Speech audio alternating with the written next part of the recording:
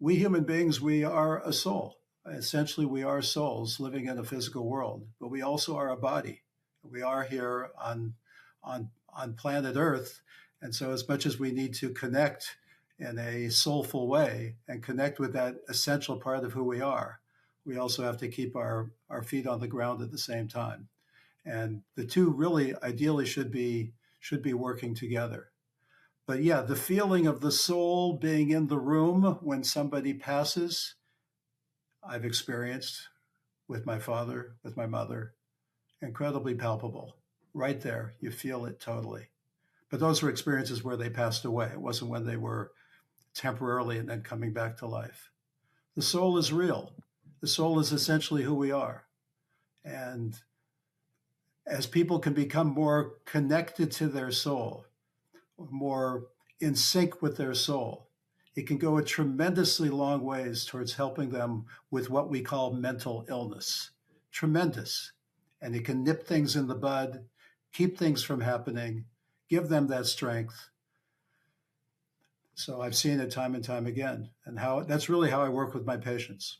Yeah. So let's go a couple levels deep here.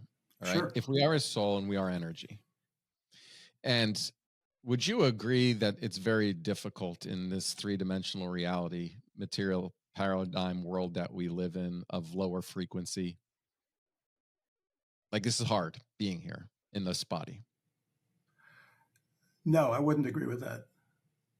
Okay. So you mentioned before that life is about suffering, that in this world we experience pain. Mm-hmm. There's loss. Correct. We see children sex trafficked, poverty, war, murder. No doubt there's horrific things going on. So I made a firm statement of no, but obviously there's terrible, terrible things going on. But the point is not to reject the body. The point is for the soul, which is housed in the body, to influence the body, to channel the body. We have a choice every moment of our lives. We are blessed with free will. We aren't stuck with our DNA, obviously the color of our eyes and certain things we are. We aren't stuck with the nurture that we have when we are young. We have free will. And the more we can be in sync and aware and spend time with our soul, the more our soul can channel the physicality of our lives in a soulful way. That's really that's really the raison d'etre in terms of why we are here. You know, that we're here to bring more holiness, for lack of a better term, into the world and make the physical, which is a reality for people. When people reject the physical, they're going the wrong way. Channel the physical. I totally agree with you. So, but I want to move a little bit further past that. My hypothesis is that because we're so disconnected spiritually, and because we, as under the illusion of separation in a materialist paradigm, as a culture, we don't talk about these things, so we don't know how to manage our energy. And I've seen people who have had what I see are spiritual awakenings and energy upgrades, where they feel that oneness and that connection to God, but they don't know how to manage that. And then it manifests itself into a meeting with a medical professional who labels that as delusional or religious delusion. Terrible. They may be hospitalized, or now they're creating fear around that. Their body isn't ready for what happens, and now we drug that. Mm-hmm. I would agree largely with what you're saying. We are not aware of the godliness, for lack of a better term, that's there around us. We are far removed from it. We live in this very physical material world, and the things that are happening in our world are just adding to it more and more, with the whole world of cell phones and scrolling and all these things, which are just terrible. On the other hand, there are people who go for a weekend and they beat the drums and they get all excited, or they take, psychedelics or whatever to experience this thing, which is wonderful on a certain level. On another level, however, for many, many people, it doesn't have any kind of staying power, people get trapped once again with getting involved in the physicality and the humdrum of every single day life. And they wind up being stuck in that. But ultimately, like you, I think, alluded to, I think we are heading toward a time when the holiness will be heir apparent to the entire world. We're living in ugly times now, terrible times now. But I think we are, it's sort of like the terrible stuff that's going to happen before the skies open up. The problem again is people don't have staying power. And to live a life where you're connected with your soul, what I say to my patients, connected to your soul and aware of your soul and living with your soul requires everyday work. It has to be an everyday thing. It can't be every Saturday when you go to synagogue or every Sunday when you go to church or whatever you do.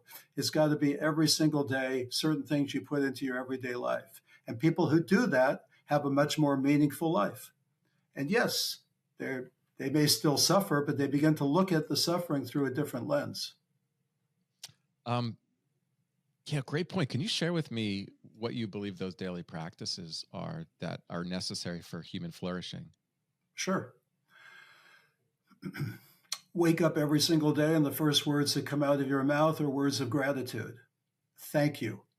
Thank you. Thank you. Here I am ready to live another day. And that's what I say. I say it in Hebrew, but I say certain words every single day, start off.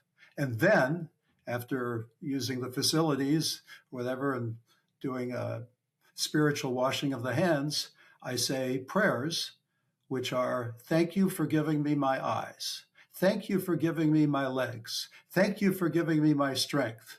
So the whole thing is connected to gratitude right then and there. The morning is the best time to get connected to these things. Then to spend some time with some type of spiritual reading that you do, something that you would do spiritually. Myself, I learned certain things in Hasidic philosophy. I spend my time with that, which is, to me, probably one of the best psychology books around. And it really inspires me, and then it gets inside of me. And I do this every single day. Then to spend some time, people call it mindfulness, people might call it prayer in some way, where you take that time and you pour yourself out. You may get distracted. Don't beat yourself up if you get distracted. Use that as an opportunity to get yourself on par once again. And you spend that time allowing yourself to be vulnerable and allowing yourself to reduce your worry and your anxiety. You're relying on, call it a higher power. So those are some of the things to do. Then song. One thing I didn't mention is I have an entire website called The Singing Psychiatrist. Song, to be able to appreciate music, and music, song is the language of the soul, to be able to sing or to listen to music. And then the other thing is to reach out to others. Reach out to others, do acts of kindness. And it doesn't mean just the people who are, obviously, to give maybe a coin to somebody or a dollar to somebody else, a homeless person, but also when you go to the store, that you smile at the clerk, you say good morning, you talk to them, everybody you meet, you meet with a certain warmth. So those are some of the kinds of things. I would also say another thing is to take a break at least once a week. Have a break once a week where you put the darn phone down and you turn the whole thing off and it's away.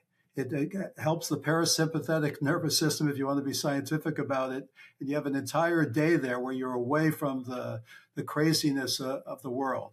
I don't know if everybody loves Charlie Kirk, but some people do, and some people have different opinions. But of course, I think it's well known that he did that once a week himself.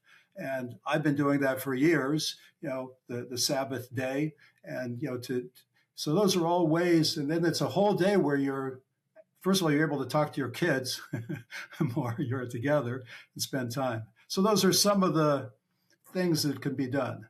Another aspect of this is simply to get yourself in action. And that's where acts of kindness go. We all know, all my patients always say, when I'm doing things, I feel so much better. And to get yourself in action mode. So those are just a few of the kinds of things, and it becomes an everyday thing. It's like somebody who's an athlete who works out every day. It becomes part and parcel of your life. It affects your neurons. You can change that way, and it's absolutely beautiful. And your feet are on planet Earth at the same time. Doc, that's probably the best mental health advice that's ever been spoken on this podcast. And wow. Okay. I'm grateful for it. And I totally agree with you. I am starting to implement a day of Sabbath, disconnected from technology. Tomorrow is actually my first day. I'm going to start doing that. I think it's necessary. Wonderful. Let me know how it goes. I will. As well as many of the practices that you discussed have been built into my routine.